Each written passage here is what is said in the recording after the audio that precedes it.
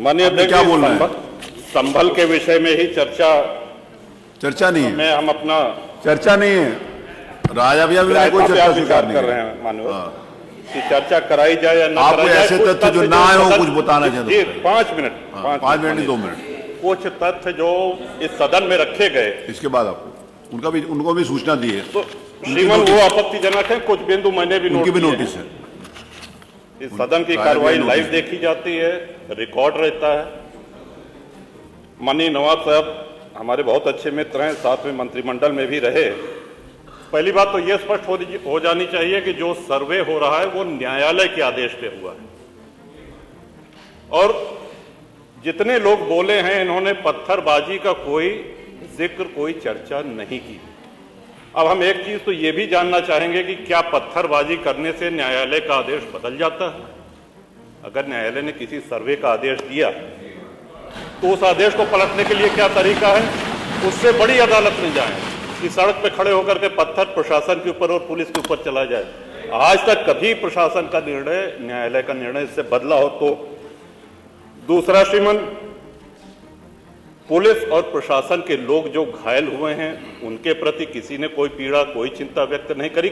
बहुत गंभीर मामला है ये। ठीक उसी तरह है जैसे बहराइच में 22 साल का एक नौजवान राम गोपाल मिश्र, 4 महीने पहले शादी हुई थी, उसकी हत्या कर दी गई। इतनी निर्मम हत्या करी गई, इतनी गोलियां शरीर में मारी गई, हाथ के नाखून भी निकाल लिए गए। अपराध क्या था कि उसने अपने धर्म का एक झंडा लगा दिया।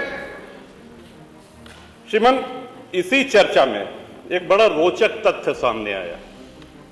माननीय नवाब साहब ने कहा कि कुंदरकी में लूट हुई है, लूट करके, वोट लूट करके ये विधायक बन गए, वरना कुंदरकी में 65% मुसलमान हैं, 35% हिंदू हैं, तो रामवीर सिंह कैसे जीत जाता? ये कार्रवाई में है हमारा। तो मनोहर, एक सवाल हम ये भी करना चाहते हैं कि जिन विधानसभाओं में मुस्लिम मतदाता की संख्या हिंदू से कम है, क्या वो लूट करके विधायक बन के आते हैं? या क्या हिंदू बाहुल्य जो विधानसभाएं हैं वो मुसलमान को वोट नहीं देती? इस हिसाब से तो यही लगता है कि सबसे बड़ा आश्चर्य धरती का यही हो गया कि जब 65% मुस्लिम है तो हिंदू कैसे जीत गया?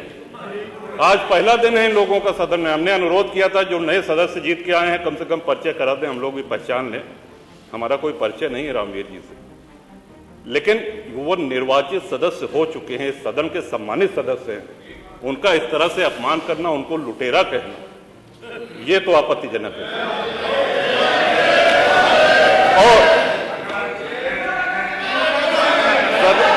सर्वे हम बोल रहे तो आप बोल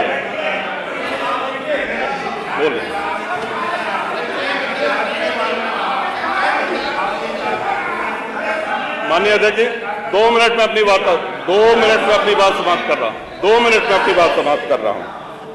हम लोगों ने भी बड़े धैर्य से सुना। तो इस सदन का एक क्राइटेरिया, एक मापदंड क्या ये तय मान लिया जाए कि जहां हिंदू अधिक है वहां हिंदू विधायक को ही जीतना चाहिए, मुस्लिम विधायक सिर्फ वहीं से जीतना चाहिए जहां मुस्लिम की आबादी 50% से अधिक है? अगर ऐसा नहीं हुआ तो ये मान लिया जाए कि वोटों की लूट हो रही है, या विधायक लुटेरा बन के वोट को लूट करके जीत करके आया है, बेईमानी से आया है। तो श्रीमान, ये तो इन शब्दों को कार्रवाई से हटाया जाना चाहिए। ये सदन के विधायक का अपमान है। और एक बात और कही गई कि सर्वे शांतिपूर्ण चल रहा था।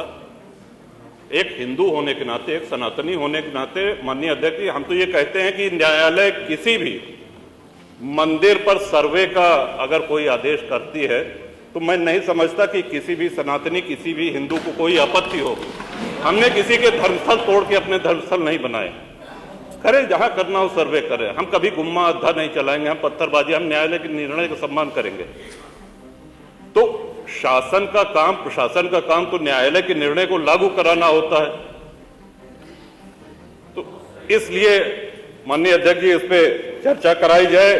चर्चा में भाग लेने की इच्छा इधर भी है, इधर भी है, बहुत से लोगों की है, और चर्चा कराई जाएगी तो बहुत सी सच्चाइयां सामने आएंगी। बहुत बहुत माननीय नेता प्रतिपक्ष, माननीय नेता